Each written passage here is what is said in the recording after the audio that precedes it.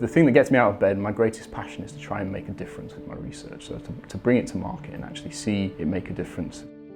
I recognise that I'm a scientist. My skill set is driving research in the lab. I thought it was exceptionally important for me to find somebody who had business experience. The spin-out company is quantum-based, and the business-minded person who I partnered with is a chap called Philip Speed. So my business partner Robert Young brings great science and great rigour to the party, and from my perspective I have a network of contacts that I've built over the last 20 years that enable me to get to the top of large industry shaping partners and accounts. And part of Quantum Base is about creating that model and showing people how you can actually work with unique science and take that to a global market. The first product that we're bringing to market actually is quite unique. It utilises imperfections in quantum systems.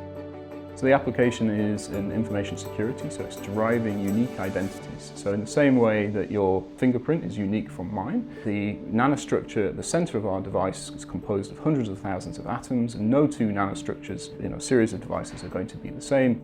The actual really exciting part of this research is that we're using the atomic imperfections. So we're using what was previously a problem in these technologies for advantage, for a real application. So the process of forging one of these devices is as complicated as it could possibly ever get. In the real world, one of these devices would be embedded alongside a microprocessor to secure your information as it's transferred either from one part of the device to another, or remotely via a fibre optic or a Wi-Fi connection to secure that communication.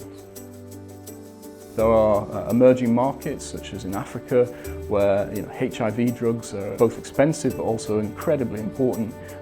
Counterfeiting is a huge problem in this market. It costs the industry somewhere in the region of $10 billion a year. It's also a real social problem as well. The application here is we coat pharmaceutical products, so a pill, with these two-dimensional materials.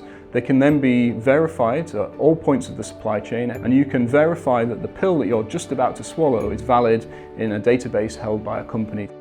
Our product is exceptionally cheap, and actually this is one of the real benefits of the technologies. The Royal Society Fellowship is perhaps the most amazing thing that ever happened to me.